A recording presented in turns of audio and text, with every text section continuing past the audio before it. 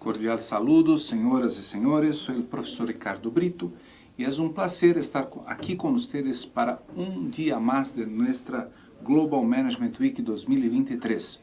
Aí o tema foram as tendências atuais em globalização e hoje falaremos de Cambio Climático, preparando a las empresas para lo que viene.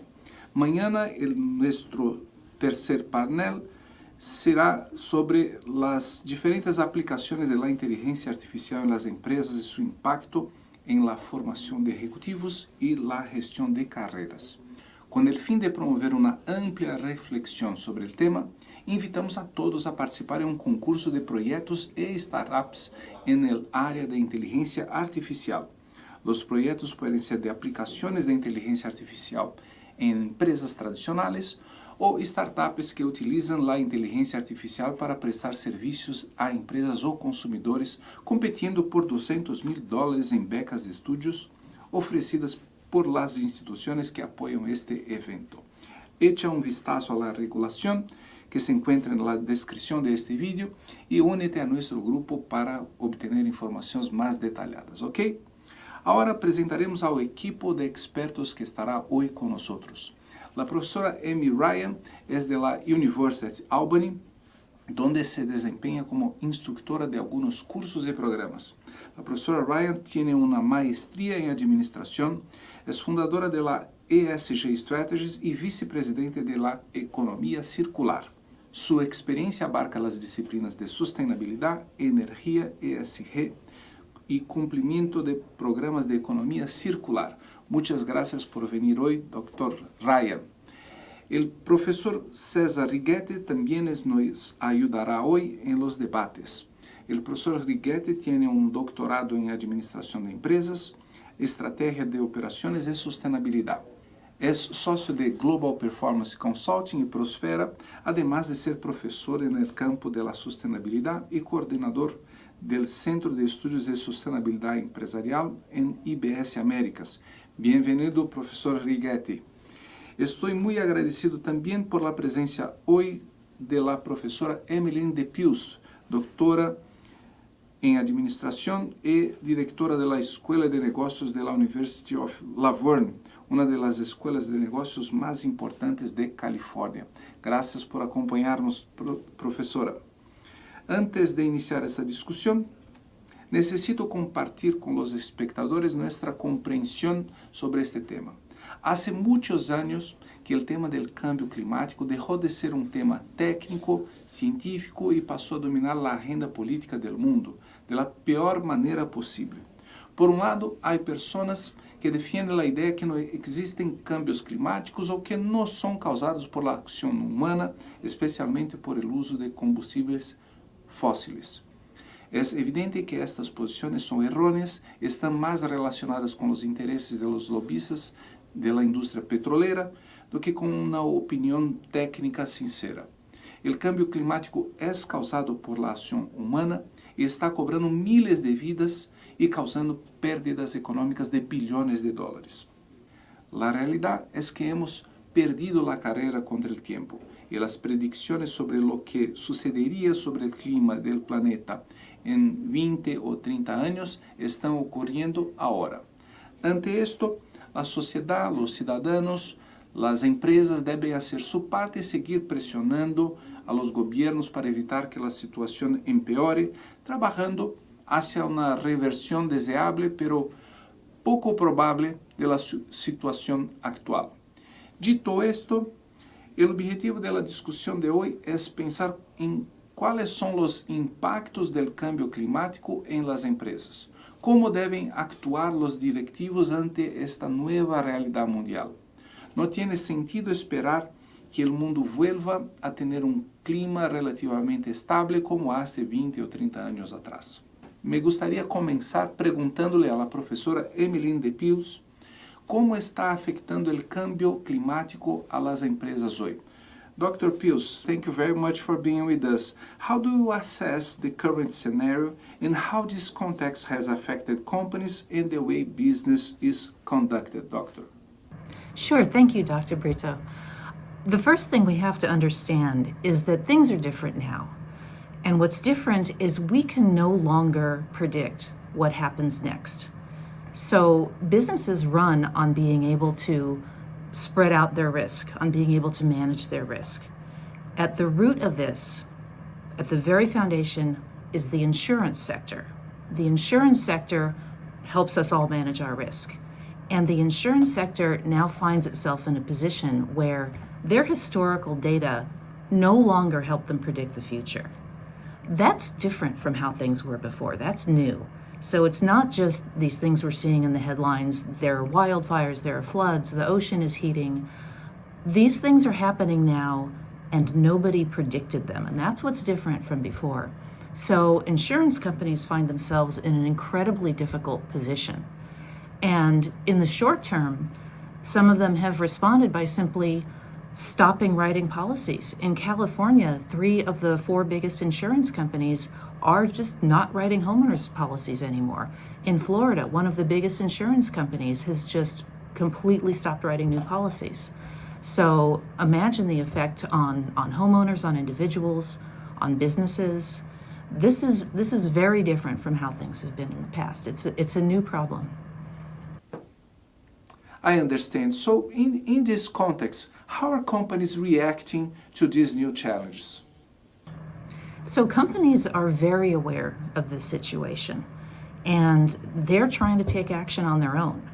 Now, individual action and even action by companies is not going to solve the whole problem, but people are taking action, like companies are trying to be more carbon neutral. They are trying to, conserve energy. Of course, that's been going on for a long time. There are many reasons to conserve energy, including saving money, but now there's more at stake. Trying to reduce the use of fossil fuels. For example, the county of Hawaii has just mandated going to all electric cars and all electric vehicles. That is easier said than done, because when everybody wants to buy electric vehicles and there's not enough parts in the supply chain, then you get, the government says I can only use this, but this isn't going to be available until 5 years from now. So that can put people in a little bit of a bind.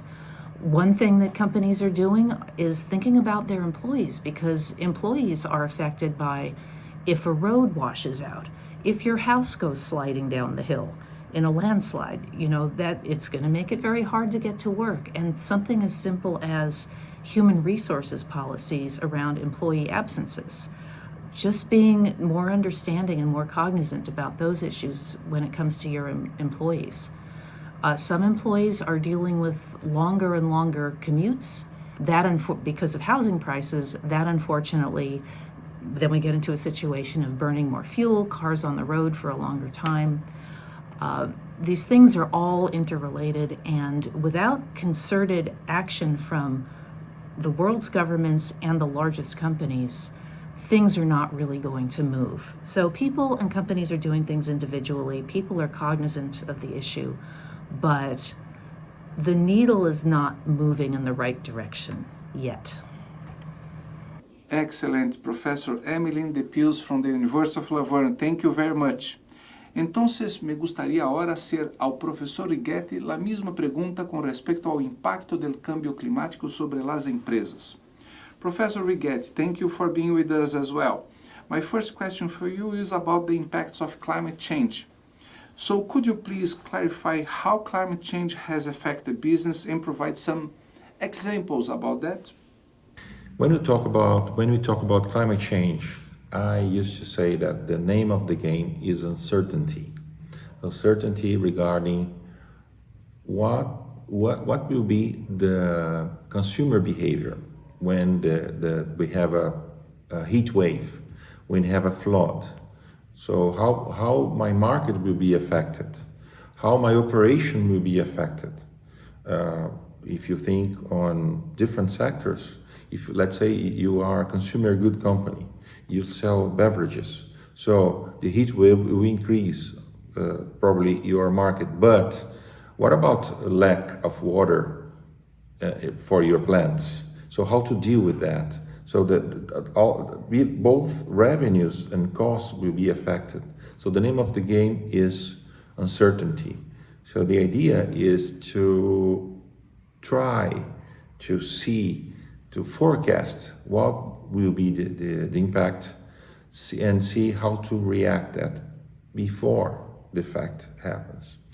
If you go to some researchers from Harvard, from Oxford, and also from the major consulting firms like McKinsey, they research for the last 20 years and they realize that the results from the companies that have a sustainability strategy really close to the business strategy, they had better results.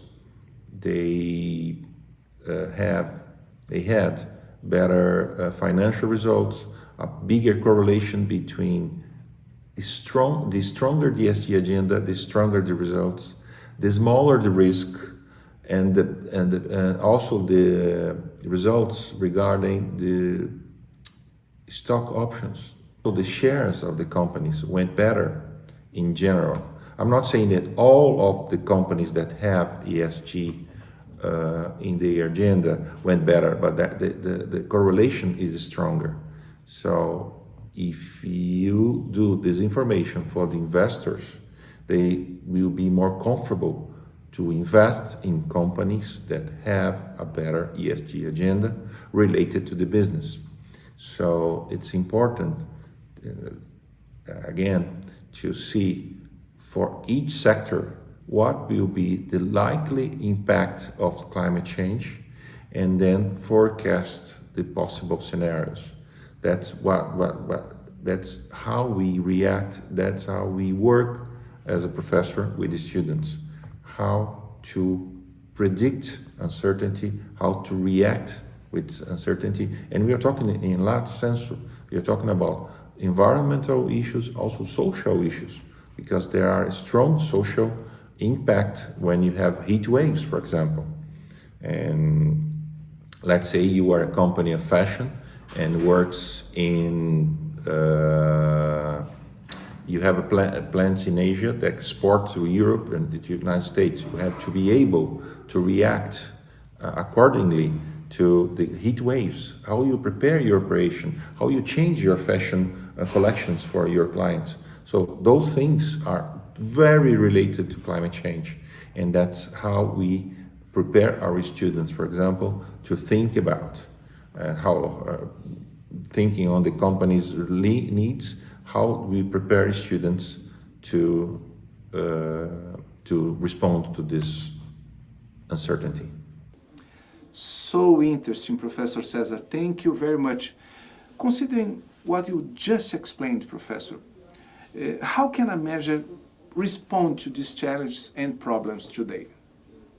The companies realize it, the studies realize it. I'm talking about Harvard and Oxford, for example, realize that the companies that have ESG in their business strategy, they went better for the last 20 years. So regarding risk reduction, regarding revenue protection, regarding cost reduction, they were more prepared when they have ESG in their agenda. So if you see the numbers, if you see the researchers, the companies were ready to move the Titanic from this side or to the other side, depending on the factors that the climate change are bringing. So how do the sectors react to that? There is a strong tool that we discuss in our course, is that the name is Materiality Matrix, where you discuss ESG factors, what are the impacts for the business and also for the stakeholder of the company. Stakeholder here are clients, investors, governments, communities, and so on. So when you define the materiality for that sector, you know what is important for them. So maybe water for a beverage company, maybe climate for an ice cream company, maybe also climate for a fashion company. Thinking on big fashion companies that import clothes from Asia, facing strong heat waves. So how do they take care of the workers there? How do they manage the change in the weather, also for the collections they sell for the summer and for the winter. So you see the materiality driving the company based on that sector. So the company, so part of the studies are define this matrix, which will be a kind of a compass for the business in terms of climate changes, right? So the company, your answer is the company has to be able to discuss sustainability, create its own matrix, and have a business strategy very related, very orientated by that materiality matrix, in our opinion. Agora me gostaria de hacerle uma pergunta à la doutora Ryan sobre quais são as principais barreiras que enfrentam as empresas desde uma perspectiva de sustentabilidade. Dr. Ryan, in your opinion, what are the main barriers to the success of projects and business from the perspective of sustainability, please? Sustainability is a mindset.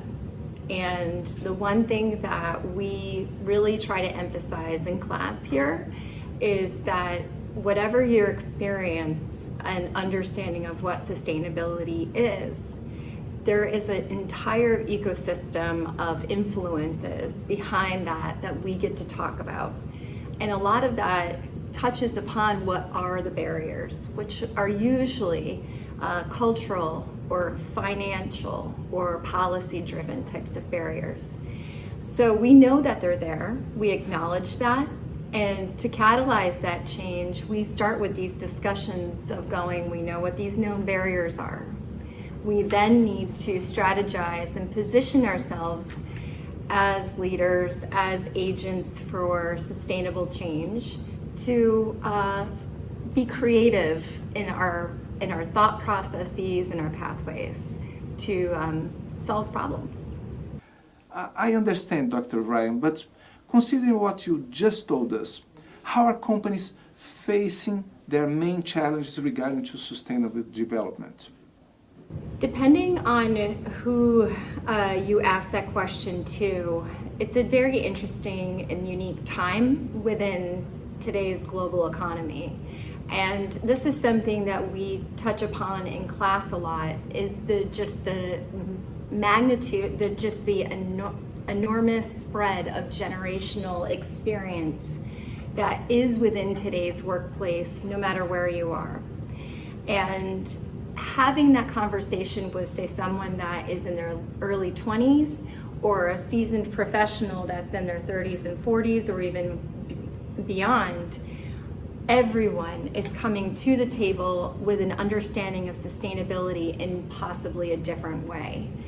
And so what's, I think, the responsibility of, and just the hope of what IBS is doing, is articulating that sustainability is cross-generational. We need to have the influence from everyone together. And that starts in the classroom here, by us all agreeing that our goal is to become sustainable agents of change. Does not matter what the background generation you may have or where you come from. You're here, you're showing up, you are the agent for that, and we are going to give you the tools that you're going to bring back to wherever you're going, so that you can feel empowered, have the skills and the conversational confidence to begin that conversation within your own daily lives. Excellent, Dr. Ryan. Thank you so much. One more question, please, enjoying your presence here. Having worked in the US on sustainable development projects, would you give us an idea of the main difference that come to mind when comparing your experience in doing the same kind of work in other regions of the world? The difference right now between the US market and the rest of the world, or the global market, really has to do with policy and cultural stance as it relates, and acceptability of sustainability. And this is infused throughout all factions of life within this country as well as the rest of the world. The difference here, though, is that There are now becoming more and more mandates as well as incentives for companies to start behaving in a more sustainable manner. So that now leaves a responsibility to start to educate the younger generations about what does that mean when they become a meaningful individual within that business, or if they are to go into policy making or governing. The rest of the world has similar challenges, if not more, when it comes to policy. But the biggest barrier also is fiscal access or even the infrastructure itself. And that is where it's our responsibility, or the developed world's responsibility, to be that agent and to always realize that in education, knowledge transfer is one of the most important things that we can offer. Thank you, Dr. Ryan. Antes de continuar, quisiera invitar una vez más a todos a participar activamente en este debate. Después del descanso, tendremos nuestra sesión de preguntas y respuestas en vivo. Puede participar enviando sus preguntas en el chat, ¿ok? Además, los invito también a participar en el concurso de proyectos de startups y proyectos en la área de inteligencia artificial, que es el tema de nuestro tercer y último día de discusiones aquí en Global Management Week 2023. Yendo más allá en nuestros temas de hoy, me gustaría escuchar una vez más la opinión del profesor Righetti sobre cómo podemos prepararnos para estos desafíos. Dr. Righetti, what would you say to a young manager? Let's think of young professionals who is preparing him or herself to deal with these challenges. How to manage companies in face of the impacts caused by climate change? That's a good question. We see the young people really going after good information and good programs at the universities to answer that, because we have issues related to consumer behavior, issues regarding operations, issues regarding finance. So guys, also regarding law, especially regulations, they are coming up to set some directions from governments, for example. So we see lawyers, we see engineers, we see finance and administrative guys, marketing guys, going after good programs at the universities to enrich their background in sustainability, so they are able to include sustainability in their decisions, in their analysis, and the reports they make for the companies and for their bosses. So it's important to find good program at the university worldwide to answer for these new requests from the companies for the young professionals. Thank you so much, Professor Righetti. Es interesante el profesor Righetti que toques en el punto de las regulaciones, porque últimamente estamos viendo grandes marcas en el movimiento para adaptarse a los desafíos actuales. Empresas como Apple están lanzando campanhas para reduzir la huella de carbono y muchas otras iniciativas destinadas a reducir el impacto que hemos causado a lo largo de los años en el medio ambiente. En vista de este contexto, me gustaría preguntar a la profesora Emmeline qué están haciendo las empresas ante todo esto, ¿ok? Professor Emmeline de Pius, you have been observing the markets and the companies in the recent years. How are they reacting to the current context? In your opinion, what are companies doing in face of this new and uncertain environment? Companies are taking a variety of actions. The companies that I would consider good examples to follow, not everybody is the same, are both looking inwardly and saying, what can we do to reduce our carbon footprint, to be more environmentally aware, to look towards the future, to understand.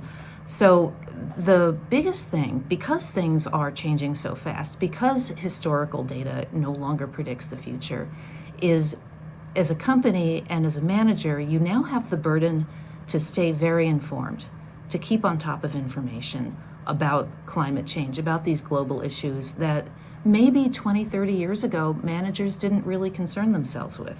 Now this is your business, this is your concern. You have to stay on top of this, because any advice I give you now Maybe in 6 months, the answer will be different. That's how fast things are changing. So some basic things are basic awareness, be aware of your carbon footprint. When you build a new building, there are things that you can do both for safety. Don't submit to the temptation to, oh, here's this cheap land. Well, it's in a floodplain, but that's, it's only susceptible to 500-year floods. So we're probably pretty safe. I've seen people make that mistake. And you know what? 500-year floods are no longer 500-year floods. Land that has been predicted to flood every 500 years is now flooding every 50 years, every 20 years. So be very cognizant about your building sites, just the physical plant. Be cognizant. I've seen companies be very good about helping their employees, giving them subsidies to live closer to work, giving them subsidies for public transportation. In fact, my university does that. I have my ID card. I can just hop on the bus for free, thanks to my employer, because they see how important it is to encourage people to use public transportation and not get in the car and clog up the freeways and pour all of that, bad stuff into the air that's giving us problems. So as a manager individually, you might say, oh, I'm just one person. What can I do? And granted, you individually can't change the world overnight. But again, I would say to you, stay informed, because you can steer your companies to do the right thing. Companies eventually working together can put pressure on governments to perhaps eventually work together to do the right thing. People are talking about technological solutions to climate change. So far, we're not anywhere near a solution there, but it's something to keep an eye on for the long term. Certainly don't shut that off, although that's not a silver bullet. We have no silver bullets right now. Thank you so much, Dr. Emily de Pius. Me gustaría concluir perguntándole a la profesora Ryan cuáles podrían ser las soluciones, si es que existen soluciones viables, que podrían ser útiles para abordar los problemas relacionados con la sustentabilidad. Professor Ryan, in your opinion, if there was a silver bullet that would be handed to solve the problems you see in making these kind of projects successful, what would this look like? I think it would be really great if people just approached sustainability without any pretensions, without any impressions. Just go about learning how to infuse sustainability in your life and in your education and in your work, just naturally. I think we need to be open-minded about it. Everything that we've learned and discussed has always been driven by the market or the brand or what's coolest on TikTok or Twitter. Let's take a moment to think of ourselves as global citizens, as people responsible for, ensuring that our next generations have a really good opportunity. So that those silver bullets are honesty, partnership, open communication, creativity and financing, and I would say lastly is understanding that value isn't just a monetary thing. Value means so many different things to so many different people, and we need to really understand that and share that so that people know that they have value no matter where they are in this world. Excellent, Dr. Ryan. Thank you so much for your contribution. Hemos tenido un gran día de discusiones hasta ahora. Después del descanso, tendremos una sesión de preguntas y respuestas, así que si ya has enviado tus preguntas con antelación, te agradecemos mucho por eso, pero si no, escribe tu pregunta o comentario en el chat para que podamos interactuar aquí en vivo. Estaremos de regreso en unos momentos. Gracias.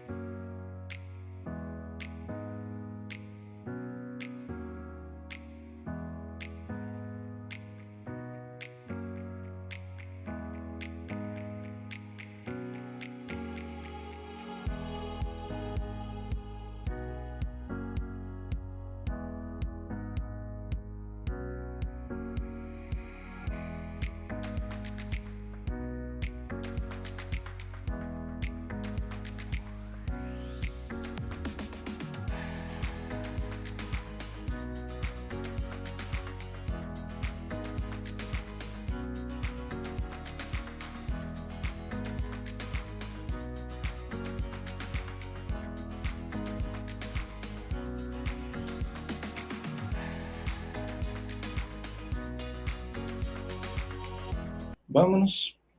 Olá, estamos de volta aqui para a sessão de perguntas e respostas do segundo dia da Global Management Week 2023, agradecendo a participação dos expertos invitados e também de você que nos honra com sua presença. O tema de hoje é o cambio climático e seu impacto nas empresas, e hemos tenido a satisfação de escutar a grandes expertos para trazer ideias importantes sobre este tema. Devo dizer-lhes que, a mi entender, os 3 temas da Global Management Week de este ano são de suma importância. Novas direções da globalização, o cambio climático, a inteligência artificial e seu impacto nos negócios. Creio que gerente não pode pretender estar preparado para dirigir empresas hoje se não está profundamente informado sobre estes 3 temas. Pero, em minha opinião, o tema mais importante sobre a realidade das empresas a médio e largo prazo é o tema de hoje. A forma em que funciona o mundo está cambiando devido às novas condições climáticas. A forma em que as empresas produzem, como compram os consumidores, como vivem as famílias, todo cambiará nos próximos anos. E noto que muitas pessoas aún não se han dado conta da gravidade da situação em que estamos vivendo.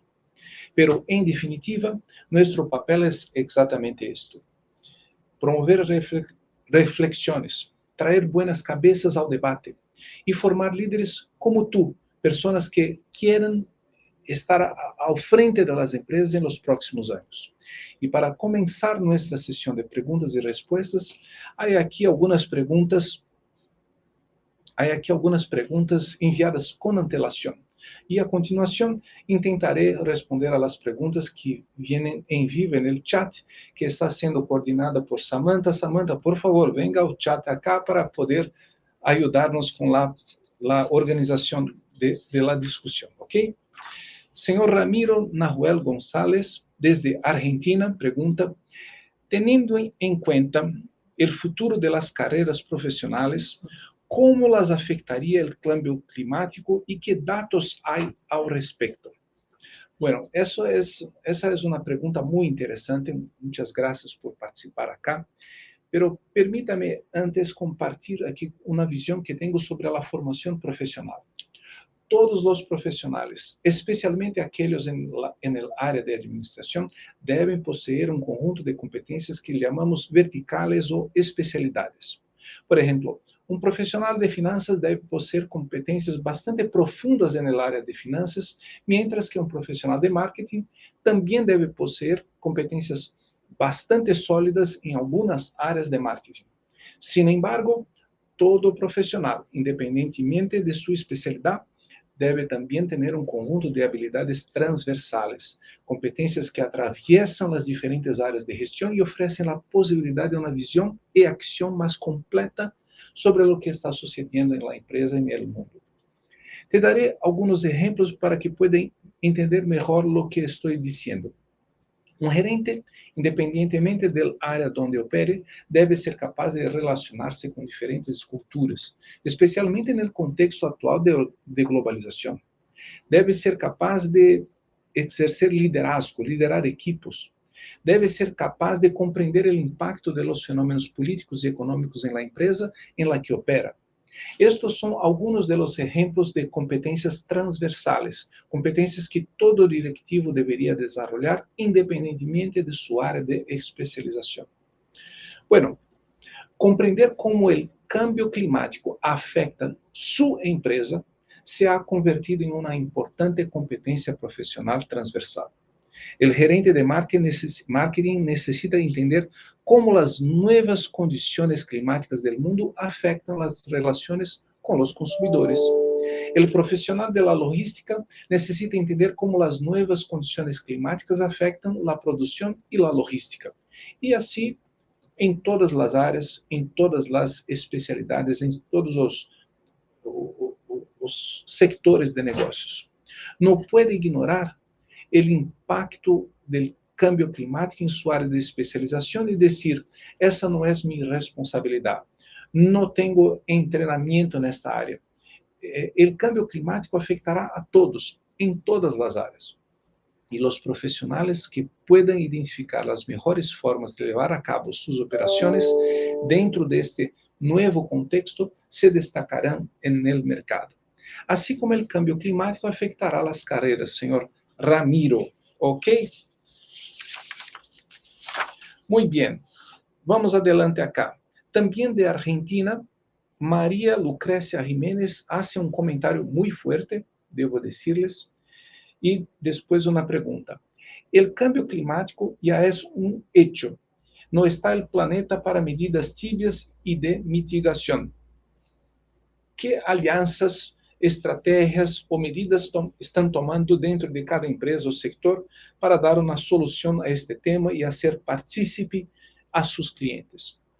Bueno, muchas gracias, señorita María, por su participación, y quiero comenzar mi respuesta diciendo que estoy de acuerdo con su vamos decir así, sentido de urgencia. No quiero transmitirles una imagen de conformidad, pero las empresas por sí solas no pueden hacer mucho para revertir el daño causado por la humanidad al clima del planeta. Solo la acción coordinada de los gobiernos puede tener alguna posibilidad de éxito. Las empresas pueden y deben hacer su contribución, pero conscientes de que la acción aislada sirve principalmente para seguir presionando a los gobiernos para que actúen y para dar una respuesta también positiva a la sociedad que presiona a las empresas. Es necesario entender que ya estamos enfrentando los problemas causados por el cambio climático y que antes de que la situación del planeta comience a mejorar, todavía empeorará mucho. Los fenómenos meteorológicos extremos van a ser aún peores do que lo son hoy. Habrá mucho más problemas, infelizmente mucho más daño, muchas más muertes, antes que podamos revertir los efectos de los gases de efecto invernadero liberados en la atmósfera en los últimos 200 años. Y ni siquiera es seguro decir que podremos revertir esa situación. Pero las empresas no pueden quedarse quietas, no pueden permanecer despreparadas para enfrentar esa nueva realidad. La gente necesita trabajar, necesita seguir viviendo. Y a pesar de toda la frustración, mi recomendación es que cada gerente aprenda a conducir su empresa dentro del contexto actual, marcado por el cambio climático. Ok, María Lucrecia, muchas gracias. Y la próxima pregunta viene del señor Alberto Manuel Domínguez Meléndez, desde El Salvador. Él pregunta, ¿cuáles son los principales desafíos para la transición del sector industrial convencional a sostenible? ¿Es viable para Latinoamérica realizar un modelo económico basado en los servicios ecosistémicos? Muy bien. Gracias, señor Alberto, por su excelente pregunta. Señor Alisson también hace una pregunta. Sí, señor Claudio, muchas gracias. Bueno, la transición del sector industrial convencional a un más sostenible es un proceso multifacético que requiere un compromiso de largo plazo, inversiones, regulaciones adecuadas, transformación cultural de las empresas. Pienso que sin apoyo internacional, la América Latina tendrá muchas dificultades para hacerlo sola. Uno de los desafíos fundamentales es cambiar la mentalidad de las empresas y de los gobiernos, adaptar una cultura empresarial más orientada a la sostenibilidad. Los gobiernos deben proporcionar incentivos económicos y fiscales para fomentar la adopción de prácticas y tecnologías sostenibles. La falta de políticas y regulaciones adecuadas puede dificultar la transición hacia la sostenibilidad. Eso porque la implementación de tecnologías y prácticas más sostenibles puede requerir inversiones significativas en infraestructura, investigación y desarrollo, capacitación de personal. Y estos costos iniciales pueden ser un obstáculo para muchas empresas, especialmente las de América Latina.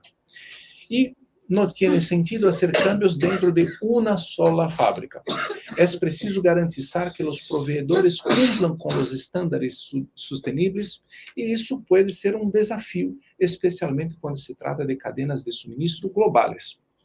Por esto todo, creo que América Latina puede ser una referencia, un ejemplo de la transición hacia energías limpias y operaciones sostenibles cuando cuente con apoyo externo y presiones sociales sobre el gobierno.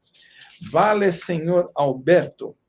Y ahora desde Colombia, el señor Nicolás Parra Vargas pregunta, hablando desde el punto de vista de un líder, considerando que nuestro hábitat está sufriendo una crisis relacionada al cambio climático, ¿cómo ejercer un buen liderazgo en la sociedad pro del medio ambiente?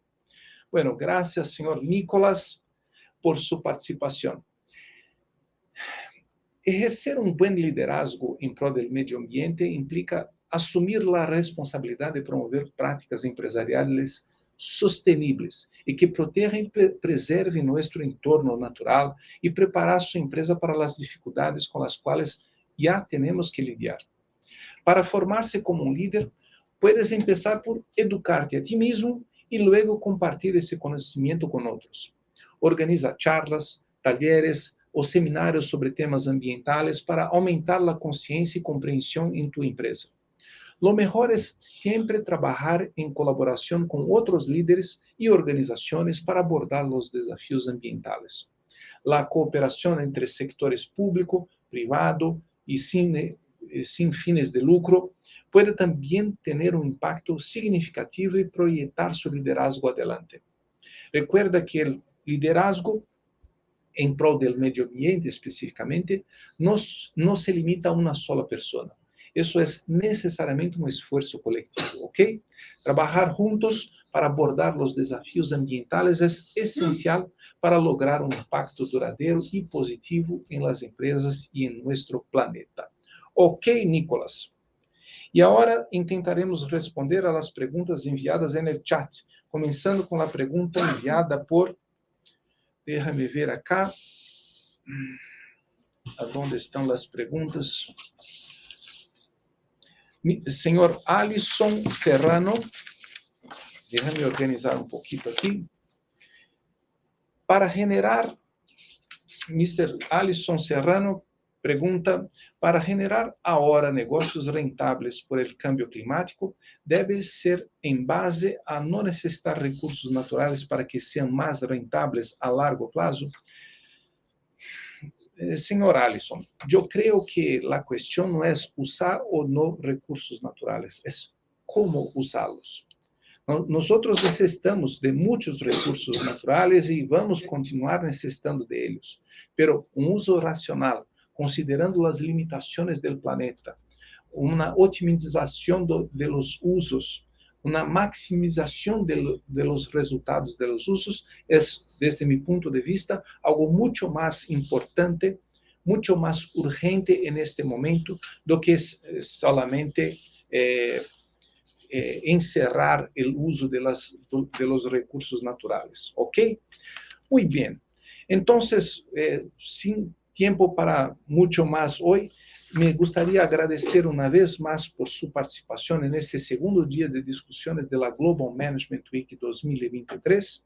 Mañana estaremos juntos en el tercer y último día abordando el tema de la inteligencia artificial y tu impacto en carreras y empresas. Buenos días a todos y nos vemos mañana.